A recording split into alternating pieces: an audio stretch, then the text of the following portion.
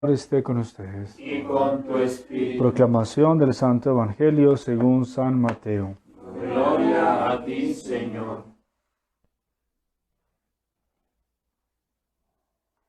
En aquel tiempo, al enterarse Jesús de la muerte de Juan el Bautista, se marchó de allí en barca a un sitio tranquilo y apartado. Al suelo de la gente lo siguió por tierra desde los pueblos. Al desembarcar, vio Jesús el gentío, le dio lástima y curó a los enfermos. Como se hizo tarde, se acercaron los discípulos a decirle: estamos en despoblado y es muy tarde. Despide a la multitud para que vayan a las aldeas y se compren algo de comer. Jesús le replicó: no hace falta que vayan, dádles de comer. Ellos le replicaron: si aquí no tenemos más que 5 panes y 2 peces, les dijo: traédmelos. Mandó a la gente que se recostara en la hierba, y tomando los 5 panes y los 2 peces, alzó la mirada al cielo, pronunció la bendición, partió los panes y se los dio a los discípulos. Los discípulos se los dieron a la gente. Comieron todos hasta quedar satisfechos y recogieron 12 cestos llenos de sobras. Comieron unos 5,000 hombres, sin contar mujeres y niños. Palabra del Señor. Gloria a ti, Señor Jesús.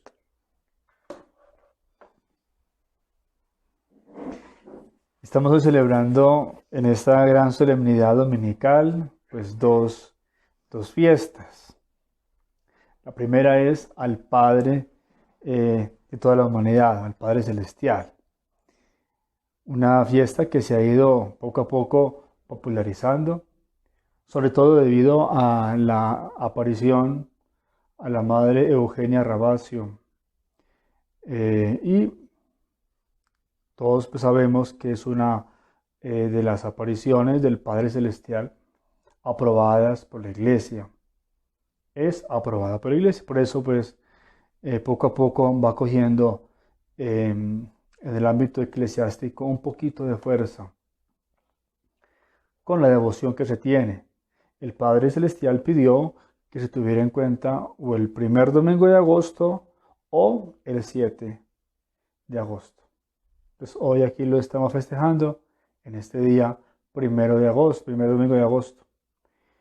El mensaje del Padre Celestial es muy bonito, nos lleva a reconocer pues que tenemos un papá muy bueno, papá Dios, que está preocupado por sus hijos, que quiere que lo veamos como alguien cercano a nosotros, que quiere que lo reconozcamos como ese ser amoroso y que podamos también acudir a Él en las dificultades. Esta es la fiesta pues que hoy nos motiva, que miremos a nuestro Padre Dios como ese ser amado, este ser que nos ama tanto, que está preocupado por lo que ha hecho, que somos nosotros, la creación. Pero hoy, iluminados también por esta palabra que encontramos en este día, bueno, vamos a mirar cómo podemos unir un poquito también esta fiesta del Padre y también la fiesta de la negrita de los ángeles. En el Evangelio encontramos hoy que al enterarse Jesús de la muerte de Juan el Bautista, se marchó de allí en barca, a solas, a un lugar desierto, nos cuenta hoy el evangelista San Mateo. Cada año tenemos una novena muy bonita, la novena de la Navidad, donde decimos siempre: la prudencia hace verdaderos sabios. Hoy vemos cómo nuestro Señor, al saber del martirio de San Juan Bautista, se marcha de allí en una barca, se va a solas, quiere quedarse en un lugar desierto, quiere estar allá orando, reflexionando sobre lo que ha sucedido con Juan el Bautista. Y ahí viene también una primera enseñanza para nosotros. En la vida, a veces es mejor hacerse a un lado en la vida. Cuando vemos que nuestra integridad personal está en peligro, entonces por prudencia es mejor hacernos a un lado. Cuando vemos que nos pueden causar grandes males y vemos que en ese momento es mejor corrernos a un lado para orar y reflexionar, entonces pues es la oportunidad para hacerlo.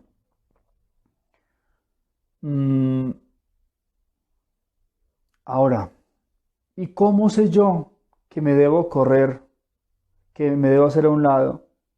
Dígase en una relación eh, de amistad, social, en fin.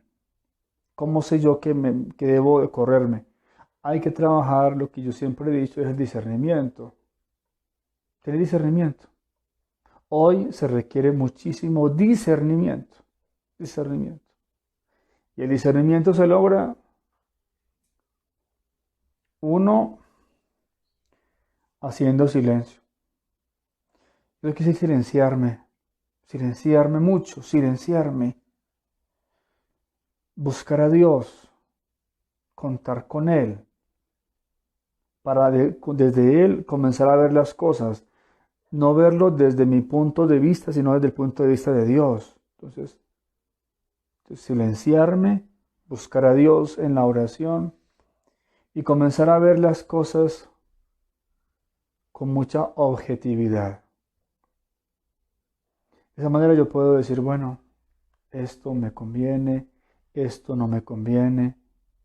Y ahí, insisto, ¿me conviene hacerme a un lado o no?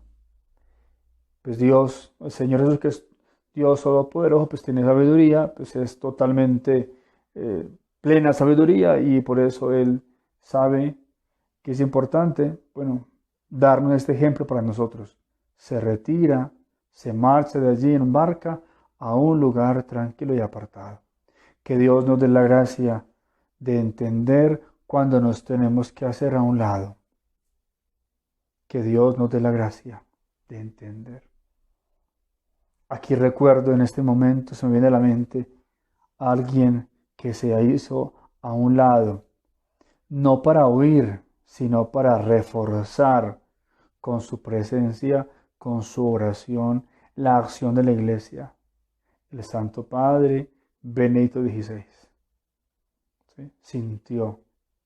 Un hombre de una gran prudencia, de un gran discernimiento. Al ver este caos tan horrible en el que estamos ahora, iluminado por el Espíritu Santo, y con tanta cosa que estaba viendo, con tanta presión que estaba a su alrededor, entonces, bueno, como el Señor, pues busca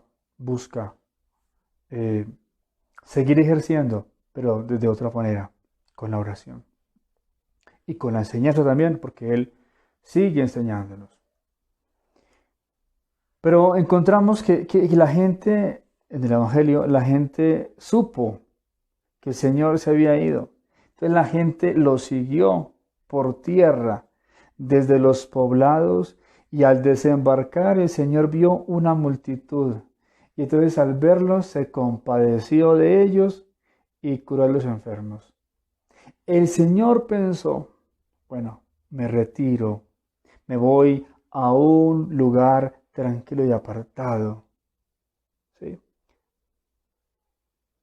Creo que lo único que el Señor descansó fue el estar en la barca. Porque apenas desembarcó, otra vez apareció el gentío ahí y otra vez. Y el Señor, pues, con ese gran corazón, lo que hizo fue, sintió compasión. Y entonces curó a los enfermos y se quedó con ellos. Vemos también que si bien se retira, como ahorita decía, se retira por prudencia de donde estaba predicando, sin embargo, al ver la gente siente compasión y entonces ya, hasta ahí llegó. No continuó más. También en el discernimiento uno entiende, bueno, hasta qué punto eh, hago esto, hasta qué punto debo ser muy, muy riguroso en esta opción que he tenido, o tengo también posibilidad también de pronunciarme cuando debo hacerlo. Volviendo al caso del Papa Benedicto XVI, sucede lo mismo. Hay mucha gente, aún católicos que parecieran, yo no sé, ateos, más que otra cosa, que critiquen al Santo Padre cuando él se ha pronunciado, cuando él ha hablado, cuando él ha escrito algo. Me parece que es una falta de sentido cristiano, sentido católico. ¿Sí? Es que no lo podemos silenciar, no lo podemos callar. Él, como el Señor Jesús, también siente compasión. Y entonces, al ver el gentío y al ver a veces tanto desorden, pues Él habla. Y bendito sea mi Dios que habla. ¿Por qué? Porque es una ayuda grande para toda nuestra iglesia. Una ayuda inmensa. Y lo mismo que hizo el Señor. Va a un lugar tranquilo, no puede, y entonces sigue curando a los enfermos, sigue predicando. Pero también a nivel muy práctico hemos contado con personas, sacerdotes, que en toda esa situación a veces en las que estamos ahora, porque ahora no es fácil, ahora es muy difícil mucha cosa, por, por tantas cosas que hay hoy en día, tantos ataques a la fe, de adentro y de afuera, llega el cansancio, y entonces muchos podemos decir, ¿saben qué? Más bien me voy, me retiro a un lugar tranquilo y apartado. Yo el primero. He estado también ahí a veces pensando, y entonces más bien me retiro a un lugar tranquilo y apartado. Ante semejantes cosas que estamos viendo ahora, ante tanta cosa que uno ya no puede ni hablar, entonces uno quisiera como retirarse al silencio, a la oración. He escuchado hace unos días a algunos sacerdotes que han sido muy dados a la pastoral, que han sido muy dados a la evangelización, que ahora han estado diciendo, no, queremos irnos de monjes. Más bien, es que no hay de otra. Esto está tan mal que más bien nos vamos a un monasterio a rezar, porque no hay de otra. Y si yo también lo he contemplado muchas veces, de silenciarme, de irme a un lugar apartado, porque la situación está muy, muy complicada. Pero pues hoy ayer, mientras reflexionaba sobre esta parte, mm, recordé algo, y es la Santísima Virgen María, la morenita, la negrita de los ángeles. Ella ha sido la causante de que yo haya podido hablar en el momento en que hablé. Y mientras recordaba, entonces mi vida está en las manos de la Santísima Virgen. Y entonces por eso me animo, pues, como a seguir acompañando en la fe a quienes andan como trulecos que no saben para dónde agarrar. Cuando hace unos meses decidí hablar y decir, mire, lo blanco es blanco, lo negro es negro, adentro o afuera de la iglesia, así es. La persona que me acompañó, que me iluminó, que estuvo conmigo fue ella. Fue ella. Por eso quiero contar así rápidamente cómo fue por qué yo he comenzado a ver las cosas de esa manera y por qué he comenzado a decir tantas cosas que antes quizás no decía. Mm, con la Santísima Virgen María tuve dos experiencias, bueno, varias experiencias, y una, organicé un retiro hace un tiempo. Y en ese retiro em, comencé a sentir la necesidad de hablar sobre la realidad de la iglesia. Y lo hice al lado de la Santísima Virgen María, de la Negrita de los Ángeles, que había tenido también, había sentido en mi interior que era necesario con ella hacer el arrullo de la Virgen, que es algo muy bonito. Fue por qué yo he comenzado a ver las cosas de esa manera y por qué he comenzado a decir tantas cosas que antes quizás no decía. Mm, con la Santísima Virgen María tuve dos experiencias, bueno, varias experiencias, y una, organicé un retiro hace un tiempo. Y en ese retiro em, comencé a sentir la necesidad de hablar sobre la realidad de la iglesia. Y lo hice al lado de la Santísima Virgen María, de la Negrita de los Ángeles, que había tenido también, había sentido en mi interior que era necesario con ella hacer el arrullo de la Virgen, que es algo muy bonito, que da mucha paz a quienes lo hacen con ella. Y un día, mientras organizé el retiro, intelectualmente me di cuenta que habían cosas que estaban mal. Intelectualmente, racionalmente, dije, sí, puede ser esto, hay que comenzar a depurarlo porque hay ciertas cosas que están mal. Pero no sentía el convencimiento interior.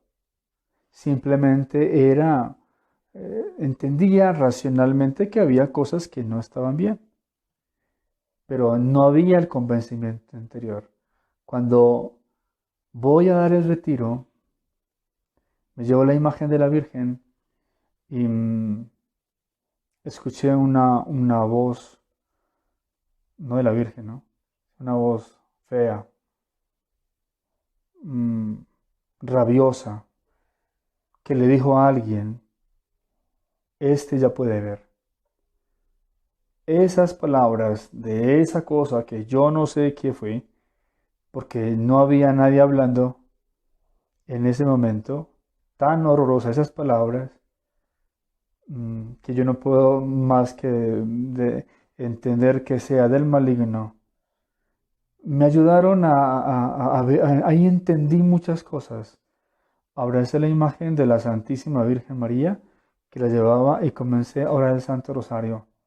Y comencé a ver más, ahí comencé como a profundizar, y ya no solamente racionalmente vi que habían cosas que están mal hechas, sino que entendí y desde el corazón y comencé a profundizar que hay muchas cosas en las que estamos cayendo como católicos que están muy mal y que estamos desfigurando la sana doctrina. Fue ahí donde yo entendí. Y entonces, luego de dar el retiro, me convenzo aún más que habían más cosas que yo no sabía y que habían más cosas delicadísimas. Y en todo ese proceso me acompañó la Santísima Virgen María, la Negrita de los Ángeles.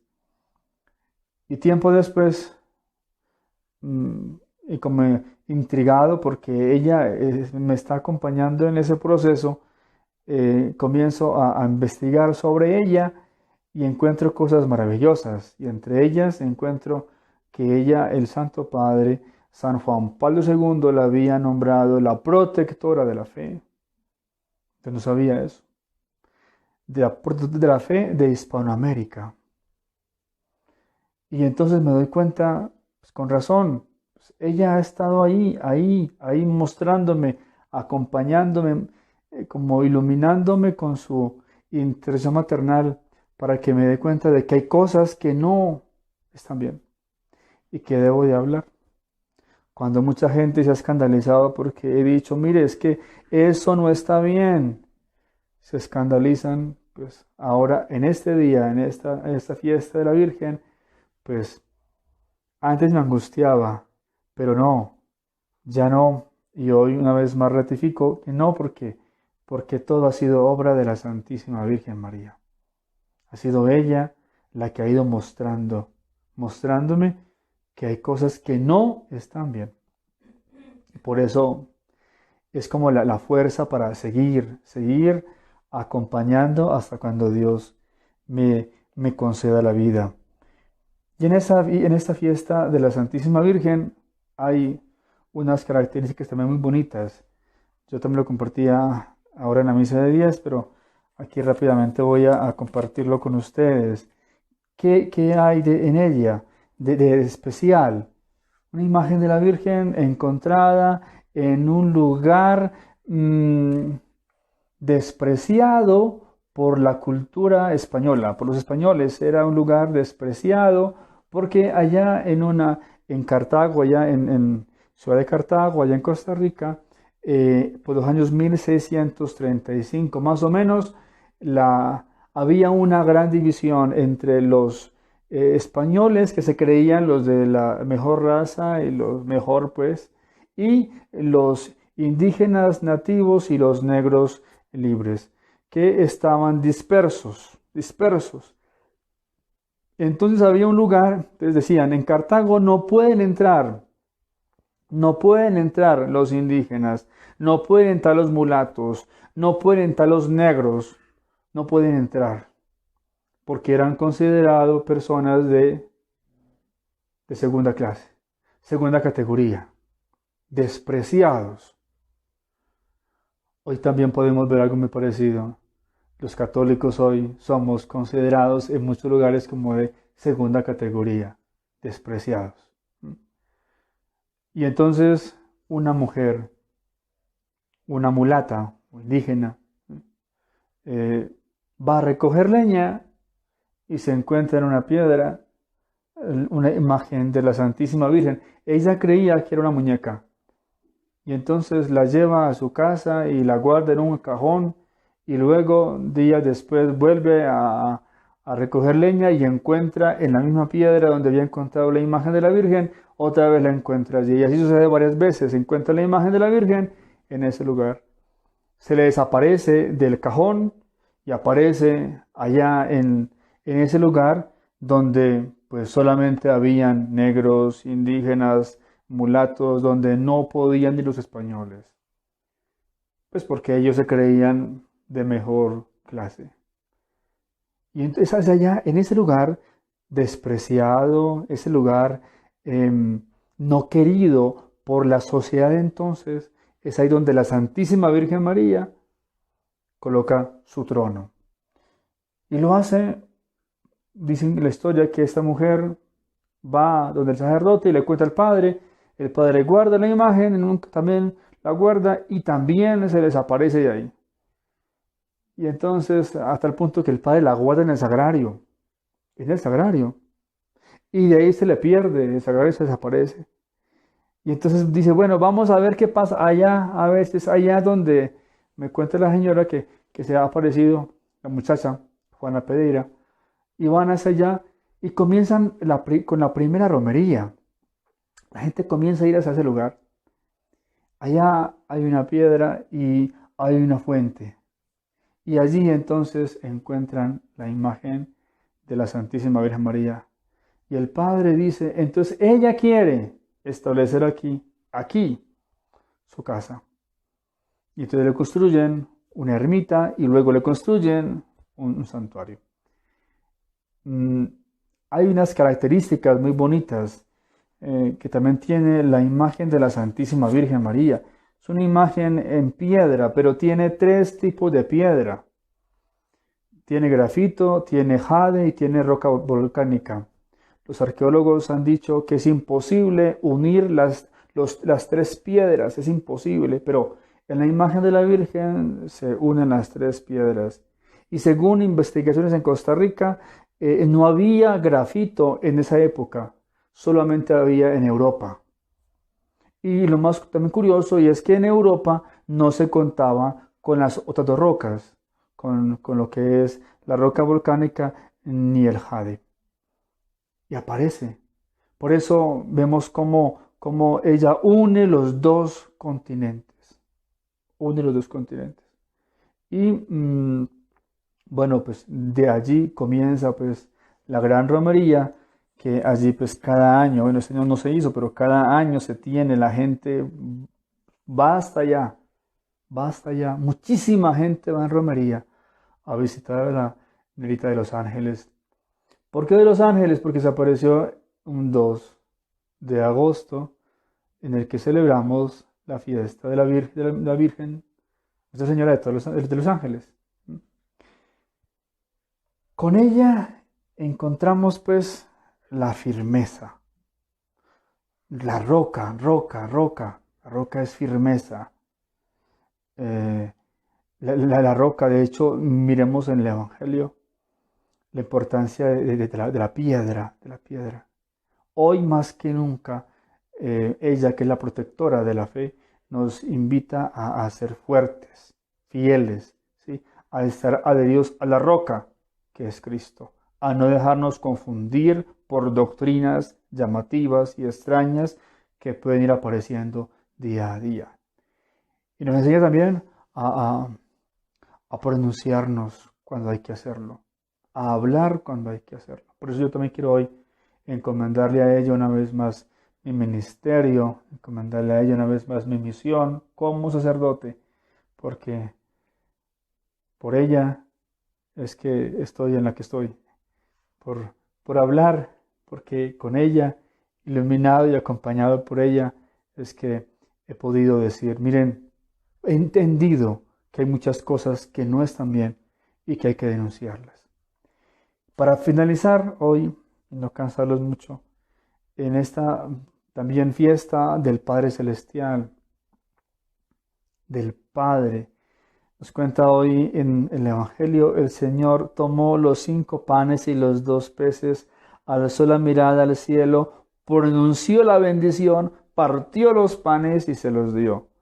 En esa fiesta del Padre de toda la humanidad, el Padre Providente, que en su Hijo amado nos manifiesta ternura, nos manifiesta compasión, nos manifiesta amor. Como decía al inicio, sintamos que es nuestro Padre, ¿sí? Que es nuestro Padre. El mensaje a la Madre Eugenia, en Rabacio, el Señor va a decir lo siguiente, saco de este librito que he encontrado, dice, llámenme con el nombre de Padre, con confianza y amor, y recibirán todo de parte de este Padre con amor y misericordia. Y ahí, siguiendo la invitación de la Santísima Virgen María de no quedarme callado, ridículo. Yo sé que para muchos que siguen a los seres humanos, que siguen a los hombres, les va a herir lo que yo les voy a decir, pero no puedo quedar callado. Ridículo la afirmación estos días de Alberto Lineros. Ridículo. Cuando se le ocurrió estar diciendo, por quedar bien con las mujeres, me perdonan la expresión, por quedar muy bien, se ha declarado feminista y entonces ha dicho, Dios es mujer. ¿Sí? Y entonces, no, padre no, será llamarla madre. Miren hacia dónde llegamos nosotros. Uno dice, bueno, y es que antes, cuando ejercía como sacerdote, ¿era qué? Estaba vulnerando los derechos de las mujeres. Y ahora entonces ya se cree libre y entonces dice, no, pues como tiene esposa, entonces dice, no, entonces ahora, pues no sé, me acomodo al mundo y entonces Dios es mujer. En la revelación a la Madre Eugenia, Señor, Dios Padre le dice, llámeme con el nombre de Padre. El Señor Jesús, que es más que Alberto Lineros, habló de Padre. Padre. Cuando oren, digan, Padre nuestro. ¿Sí? Padre. La palabra Padre está en las palabras de nuestro Señor Jesucristo. Y si Él lo dijo y Él es Dios, pues hay que obedecerle lo que el Señor dijo. Si está en la Sagrada Escritura, entonces ¿por qué ahora le vamos a cambiar? Ah, no, es porque por el problema de la ideología de hoy en la que estamos sumergidos. Eso no es tanto buscando ayudar a las mujeres, no. Ese es el veneno en el que muchos incautos están cayendo. Se creen tan inteligentes que se vuelven brutos. A decir barrabasadas y tonterías para quedar bien con unos cuantos. Eso no está bien. Eso no está bien. En este Día del Padre también le pedimos a Dios perdón por hacer tantas brutalidades en nombre de Él y por no ser fieles a lo que el Señor enseñó, por inventarnos cada vez más lo que nos ocurra para quedar bien con un grupito. ¿Qué hacen las feministas en el mundo? Estragos. ¿Qué defienden? El aborto. ¿Qué defienden? Pues lo que no se debe defender. Destruyen, atacan los templos católicos, rayan, hacen daño. Pero este señor ya se convirtió pues a ellos, feminista, y entonces también quiere coger a Dios como si fuera también a su antojo, y pues no, así no es. Insisto, a muchos les va a doler mucho, les arderá. Pues, si ustedes siguen a hombres, les puede doler mucho, pero como yo sigo a Cristo, sigo a Dios, no me duele. Y la Santísima Virgen María, que ha sido como esa luz, la que me da fortaleza para hablar, pues a ella le seguimos encomendando pues nuestra vida y este mundo en tanta confusión en la que estamos. Amén.